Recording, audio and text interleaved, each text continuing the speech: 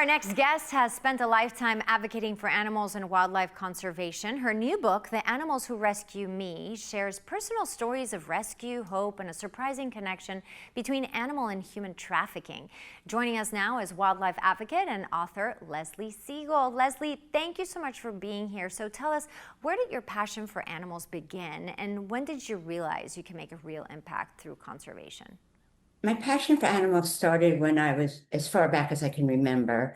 Domestic animals, then I moved to farm animals, then wild animals. It evolved when I realized I could make an impact. I realized I couldn't do it alone, so I was able to connect people who had the ability and authority to make a difference. Now, you've participated in a number of rescue efforts over the years. Are there one or two missions that stand out that are especially meaningful to you? Yes, there were two. One was a person surrendered his chimpanzee to my team, and we were able to get that chimpanzee in a permanent home in a true sanctuary. And then the other one was I went to Africa, and I was with an organization called Rhino 911, and the professionals sedated the rhinos, and the whole purpose was to dehorn them, saw off their horns. And I was able to directly hands-on assist with all of that, injections, holding the leg up, moving the rhino, positioning the rhino. And it's sad, but that's the last resort because rhinos are being poached to extinction. And without their horn, there's no monetary value. And at what point did you discover the connection between animal trafficking and human trafficking? And why would you say that message is so important today? I discovered it after watching a documentary in 2020 called Wild Days. And then I just researched from there. And it's important because it's not an end-or situation. Wildlife trafficking and human trafficking are connected. They work alongside each other.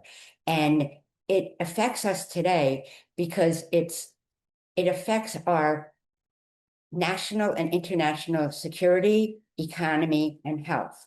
And what it is it's the criminal networks that have the capacity to move illegal products through the global transport system. Now, of course, I don't want to let you go without you telling us about your book, The Animals Who Rescue Me. What do you hope the readers take away from it? Awareness, and it's not a people thing or an animal thing. It's all connected. It's not and or. I also hope they really look at the resource section. There's a large resource section, organizations, sanctuaries, movies and books, both in the USA and Africa. Possibly donate your time or your money to these organizations and sanctuaries. And also there's a lot of truths in the book regarding animal industries, research testing, food labels, the meat and dairy industry that's hidden from the public. So I hope they get to understand a little bit of that.